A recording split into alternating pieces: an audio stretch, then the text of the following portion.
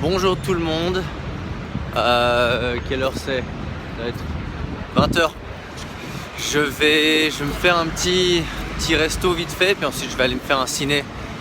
Il y a un film qui a l'air vraiment pas bien, mais c'est à 20h30 pas loin, donc autant aller le voir. Et donc donc hier je suis allé au musée d'histoire d'art naturel, le musée Natural History Museum, le musée d'histoire naturelle, voilà, je vais y arriver. Et puis je voulais faire une vidéo parce qu'il y a c'est une exhibition de dingue. Ils ont des pièces vraiment magiques, mais j'arrive là-bas puis j'ai plus de batterie, donc voilà, c'est un peu tombé à l'eau. Du coup, ça c'est sympa, c'est un super musée si vous avez la chance d'y aller une fois. Et aujourd'hui j'ai eu quelques consultations avec des membres de Conversion Massive. C'est intéressant, donc j'ai reçu pas mal de questions sur ma page Facebook. Je vais parler de ça un peu dans cette vidéo. Enfin, si vous êtes entrepreneur, vous savez que le problème c'est pas le nombre d'idées. Le problème c'est de quoi faire avec toutes les idées qu'on a. Et c'est un des thèmes qui revient le plus souvent quand voilà, j'ai des consultations ou quand je parle avec, lors de conférences. C'est vraiment ok, j'ai 5 idées différentes ou 5 business que je veux lancer. Comment est-ce que je fais pour gérer mon temps pour les 5? Et la réalité c'est que c'est impossible de faire 5 projets en même temps au démarrage. Alors à terme, oui, vous pouvez avoir 5 entreprises différentes, vous pouvez en avoir 50 si vous voulez. Mais quand vous démarrez une affaire, si vous démarrez une affaire depuis zéro, ben ça va être difficile de lancer 5 projets d'un coup, vous voyez. Généralement, il faut compter en 3 à 6 mois d'efforts concentrés pour arriver à rentabiliser, non seulement financièrement, mais vraiment créer les systèmes qui permettent d'avoir une affaire qui tourne sans que vous soyez là pendant 15 heures par jour. Donc ça, c'est un des éléments principaux déjà, c'est de comprendre que vous n'allez pas pouvoir mettre en place 3 ou 4 ou 5 projets en même temps. Donc maintenant, à ce moment-là, intervient non seulement la gestion de temps, en termes d'heures, de combien d'heures vous avez à disposition, mais la gestion de projet. Donc quel projet vous allez, favoriser.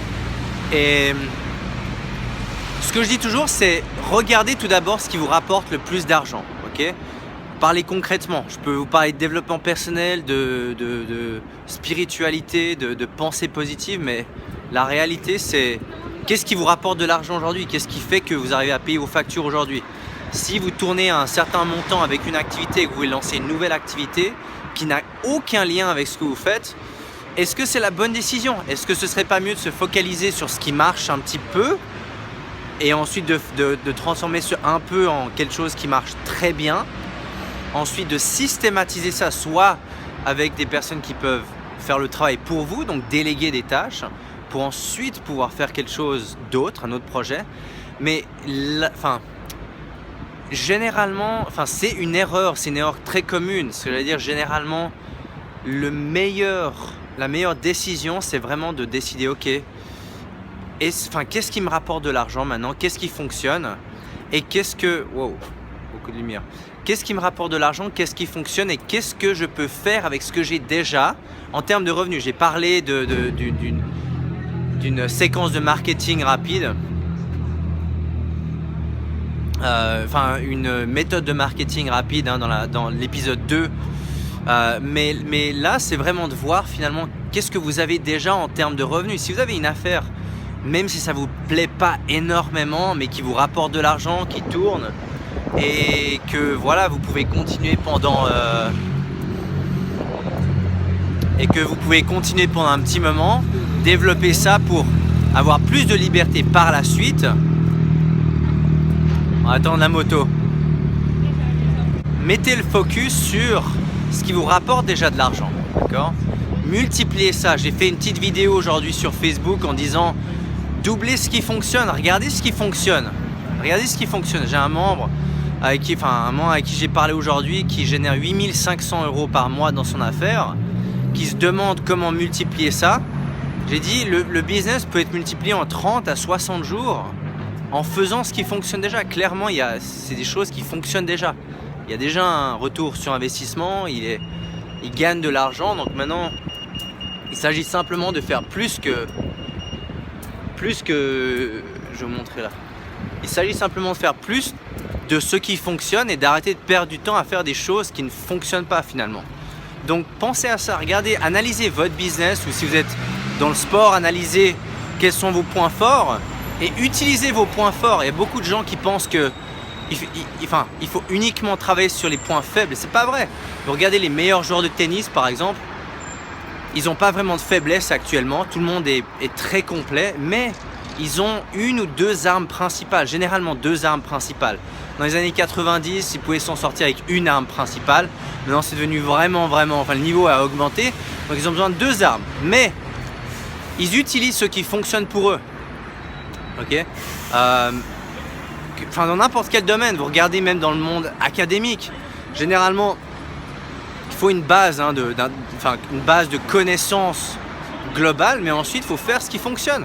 Analysez votre business, regardez ce qui fonctionne, faites plus de ce qui fonctionne et faites moins de ce qui ne fonctionne pas. Utilisez vos forces. Si vous avez déjà un business qui tourne et vous avez déjà quelque chose qui tourne, augmentez le volume de ce que vous faites déjà. Augmentez le volume. Et ça, c'est vraiment la différence entre un business qui génère 10 000 euros par mois et un business qui génère 50 ou 100 000 euros par mois. Généralement, s'il y a un retour sur investissement positif, augmentez ce qui marche déjà. Vous voyez ?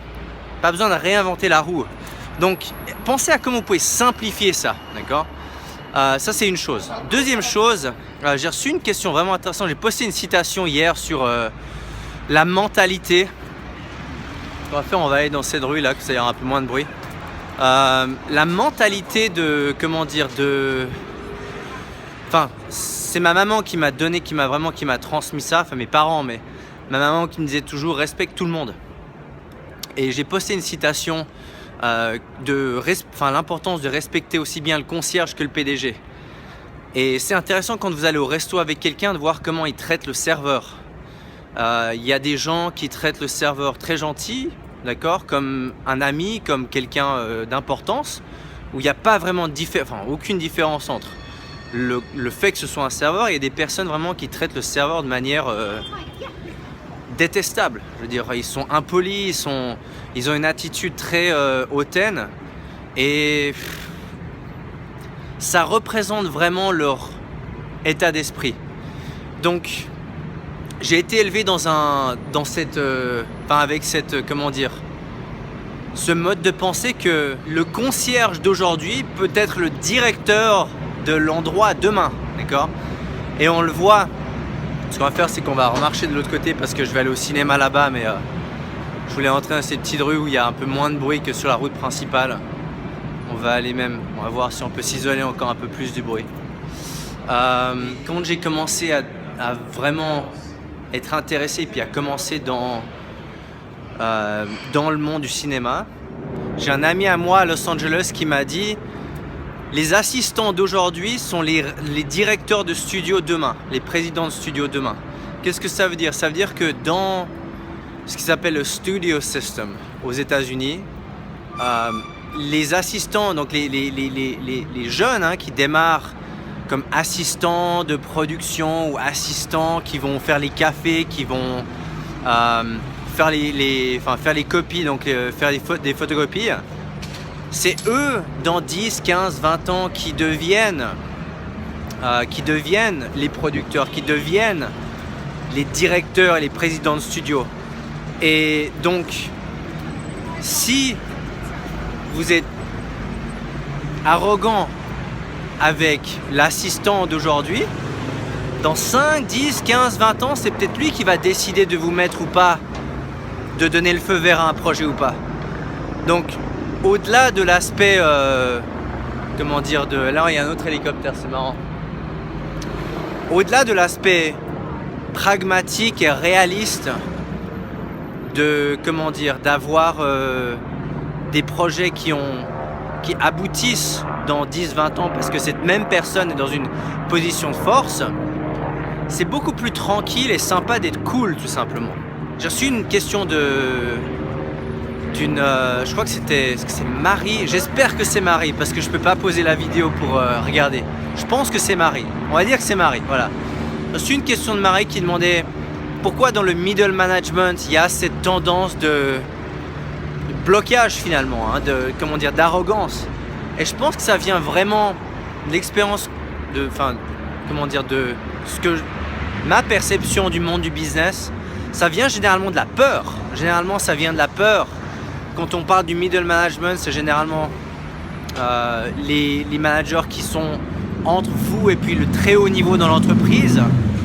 Donc généralement, il y a une peur, évidemment. Il y a une peur parce que si vous entrez en tant que stagiaire et que vous faites beaucoup mieux qu'eux, ça montre une faiblesse de leur côté. Ça veut dire qu'eux n'ont pas assez de compétences, pas assez de connaissances. Donc il y a un facteur peur qui est présent où ils vont essayer de vous rabaisser, essayer de vous pousser vers le bas. Ça fait partie de... j'ai trouvé que j'ai rencontré beaucoup plus cette attitude-là en Europe qu'aux États-Unis par exemple. Je dis pas que les États-Unis sont parfaits, loin de là. Mais cet état d'esprit est beaucoup plus présent en Europe. Donc le meilleur conseil, quelle est la solution à ça, vu qu'on ne peut pas changer la société, c'est de changer ce qu'on fait, de changer notre direction, de changer les projets dans lesquels on travaille, de se mettre à son compte. Ce serait le meilleur conseil, de se mettre à son compte pour ne pas avoir à lutter contre ces gens qui sont arrogants, qui, en sachant que vous avez une meilleure idée, font tout pour vous rabaisser. Au bout d'un moment, il y a un ras-le-bol qui se crée, dû à la peur, parce qu'ils ont peur de perdre leur emploi, ils ont peur de ne pas être à la hauteur de ce que vous apportez. Donc c'est à vous de faire votre chemin après. Et généralement, je vois il y a de plus en plus ces dernières années de personnes qui en ont marre du climat en général, non seulement économique, parce que ça on peut rien y faire, mais du climat de travail, et qui se disent merde, je vais me lancer tout seul, je suis pas plus bête qu'un autre, je peux me lancer.